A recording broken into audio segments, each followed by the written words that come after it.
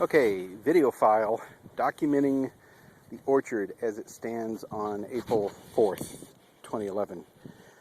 The orchard consists of 5 rows of trees, and we're starting at the top row, which is at the south row at the top of the hill. That top row has 2 trees in it. The one on the eastern side end is a nectarine, and according to this card, it's a spring pollinator. It doesn't really tell me much about what it requires for pollination. I'll do some research on that later. And then on the west end of this row is a cherry tree.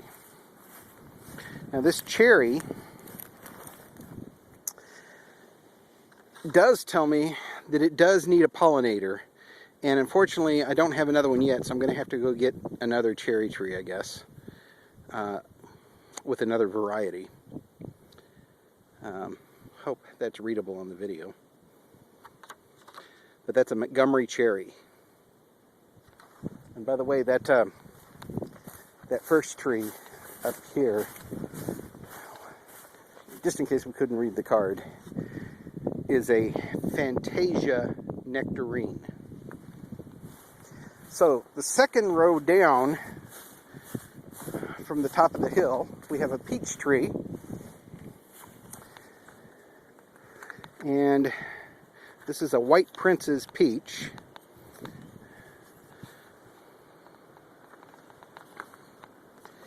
And it's a self-pollinator, so we only need one of these, and we only have one of these. That tree is on the east side of this row. On the west side of this row, we have an apricot. This is a golden sweet apricot. Also a self-pollinator. The third row down is 2 plum trees. The one on the east end of the row is what's called a Candy Rosa plum.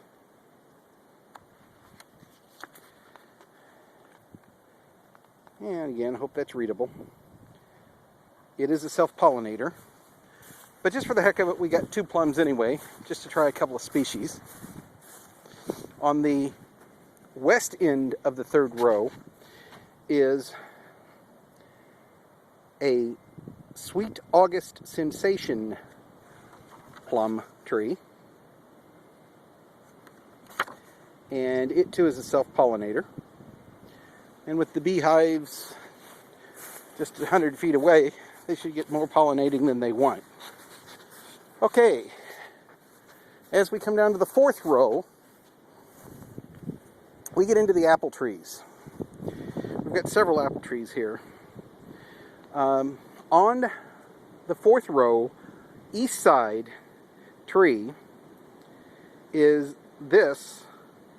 It's a Jonathan semi-dwarf apple tree. It does require a pollinator, and it specifically calls for cross-pollination with another apple variety is what's required to produce quality fruit. So, with that in mind, the whole apple orchard is staggered.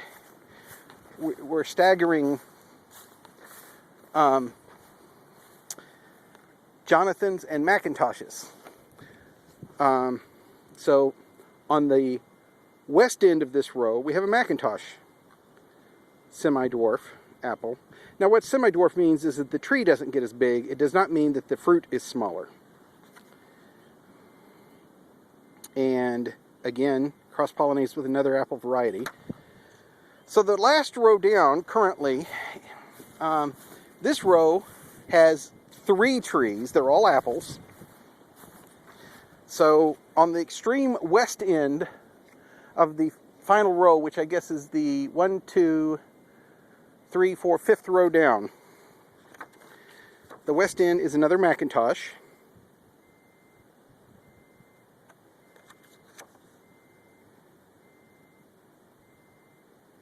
The middle tree on this row, again, this is the only row currently with 3 trees in it. The middle tree, we switch back, and this is a Jonathan. Again, semi-dwarf. Refers to tree size, not fruit size. And then on this row, the final tree is back to another Macintosh. This is the east side tree. So there's currently 11 trees in the orchard as of April 2011. And if you need proof that rocks grow in the Ozarks, here's the deal. This is the hole we dug for the tree, standard size hole. That's how much dirt came out of the hole, and that's how much rocks came out of the hole. For sure by weight, there's far more rock than there is dirt, and I would say probably by volume too. Ultimately, we'll haul all these rocks down and they'll go into the vehicle crossing on the creek. So, I will probably stick this video out there for people to see, but it's really for the purpose of creating my orchard map.